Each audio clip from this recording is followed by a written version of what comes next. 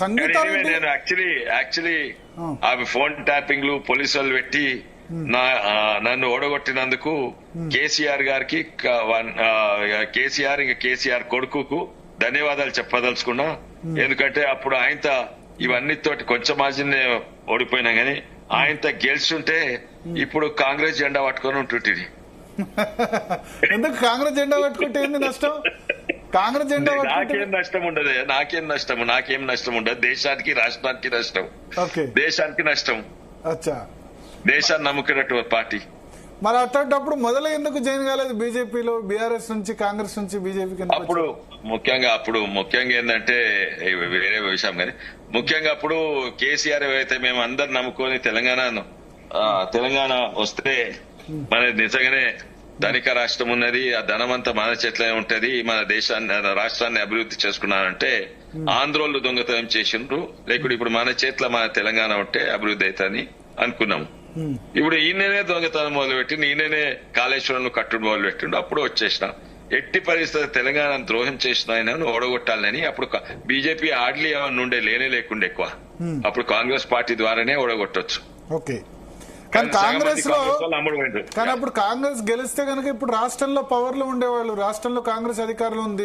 మీ friend Revanth Reddy ముఖ్యమంత్రి, ఆయనతో కలిసి జర్నీ చేయాల్సి వస్తుంది. అంటే ఫ్రెండ్ అంటే మీకు రాజకీయంగా కాకపోయినా నార్మల్ గా అయితే ఫ్రెండే కదా. ఇంతకు ముందు కూడా మీరు కలిసి డ్రగ్స్ మీటింగ్ లో కూడా వేదిక పంచుకున్నారు.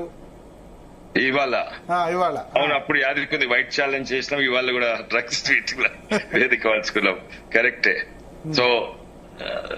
సో ఆయన ఆ దారిలోమైనా నేను ఈ దారిలోమైనా, కానీ తెలంగాణ నాశనం అన్నిట్లో ఎక్కువ నాశనం చేసింది అయితే కేసీఆర్ గారే.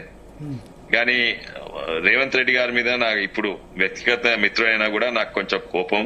ఎందుకంటే ఇంకా ఫోన్ ట్యాపింగ్ విషయమైనా, ఔటర్ రింగ్ రోడ్ విషయమైనా, కాళేశ్వరం విషయమైనా, లేకుంటే ఎన్నో ఉన్నాయి, ఇప్పటి వరకు ఒక్కరు కూడా లోపడబడలేదు. డీలే అవుతా ఉన్నది. నేను ఉత్తమ్ కుమార్ రెడ్డి గారు కూడా అది చెప్పినాను. అంటే లోపల పడాలని కోరుకుంటున్నారు మీరు? ఏంది లోపల పడాలి అని కోరుకుంటున్నారు మీరు? ఖచ్చితంగా లోపల వేయాలి ఏం కాదండి. మొత్తం తెలంగాణ నాశనం అయిపోయిన తెలంగాణ మొత్తం ఉద్యమకారులు అందరూ కూడా, ఆ టీజేఎస్ లో పనిచేసిన వాళ్ళు అందరూ ఎవరైతే తెలంగాణ కొరకు నిజంగానే కొట్లాడినరో వాళ్ళందరూ కూడా, కొంతమంది టీఆర్ఎస్ ఉన్నారు, కొంతమంది కాంగ్రెస్ ఉన్నారు, కొంతమంది బీజేపీలు ఉన్నారు, వీళ్ళందరూ కూడా ఎవరైతే తెలంగాణ కొరకు కొట్లాడినరో ఆ తెలంగాణ ద్రోహినను లోపటేయాలని ఉన్నది. ఎవరిని మీరు అనేది? కేసీఆర్ కుటుంబాన్ని. ఓకే, కేసీఆర్, కేటీఆర్, హరీష్ రావు అందరినా? కవిత?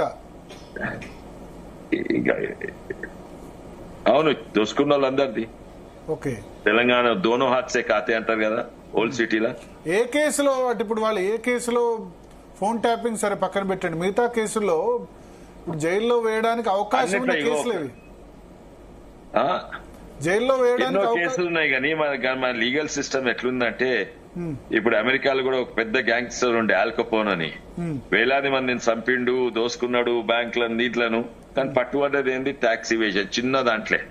ఇంట్లో కూడా వేలాది కోట్లు దోసుకుండవచ్చు, కానీ పట్టుబడేది ఈయన చిన్న 40 కోట్ల ఈ రేసింగ్ కార్ల పట్టుబడుతుండొచ్చు. కానీ అంటే ఓన్లీ 40 కోట్ల నిందితుడు కాదు, 4,000 కోట్లో లేకుంటే 40,000 కోట్ల నిందితుడు ఉండొచ్చు. కానీ పట్టుబడేది జైలు పడేది మన లీగల్ సిస్టమ్ అట్లుంటది. ఓకే. సో అంటే ఇప్పుడు ఫిట్ కేసు ఏంది మీ ఉద్దేశంలో? BRS Kaleshwaram is the biggest and the fittest case. But Kaleshwaram సంబంధించి judicial commission irregularities of the project అని చెప్తుంది, అంతే తప్ప అలా కరప్షన్ దాని గురించి కాదు కదా జ్యుడిషియల్ కమిషన్ అన్నది. అవును, కరప్షన్ లేదా గదే అంటున్నాం. అందుకే కోపం ఉత్తమ్ కుమార్ రెడ్డి గారి మీద, కాంగ్రెస్ ప్రభుత్వం మీద. అదే ఇన్ని ఏడాది గడిచిపోయింది, ఏమైంది? అట్లే ఉన్నారు. ఈ కమిషన్ పెట్టి ఇంకా 1 year లాగుతారా, గుంజుతారా? ఓకే.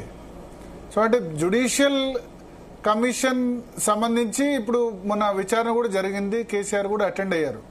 కానీ దాని స్కోప్ ఆఫ్ దానిలో కరప్షన్ అన్నది లేదు ఒకటి.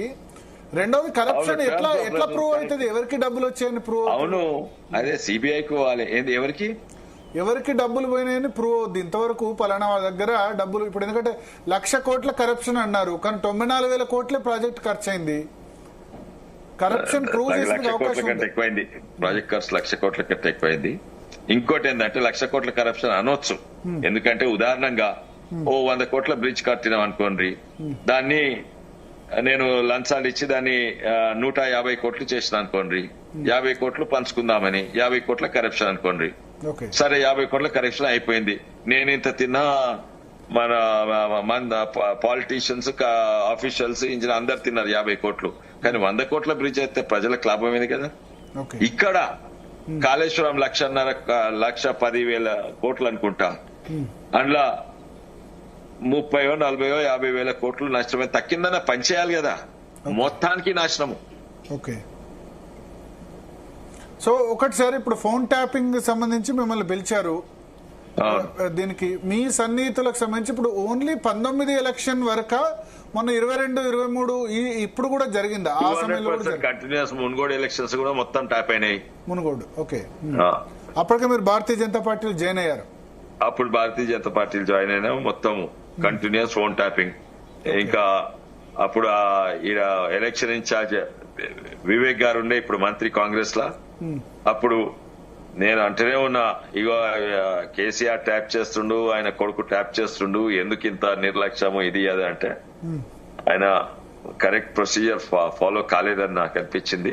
ఆయన ఏం చేసినా ఆయనకు అడ్వాన్స్ తెలుస్తుండే కేసీఆర్ కు. అంటే మీ డబ్బులేమో పట్టుబడుతుండే, వాళ్ళ డబ్బులేమో అదవుతుండే, అంతేనా? ఏం చేసినా డబ్బులైనా ఈ మీటింగ్లైనా ఏమైనా కూడా స్ట్రాటజీ మొత్తం తెలుస్తుండే. కానీ ఇప్పుడు ఏ గవర్నమెంట్ అయినా ఇంతే కదా విశ్వేశ్వరరెడ్డి గారు, పొలిటికల్ ఇంటెలిజెన్స్ కలెక్ట్ చేస్తే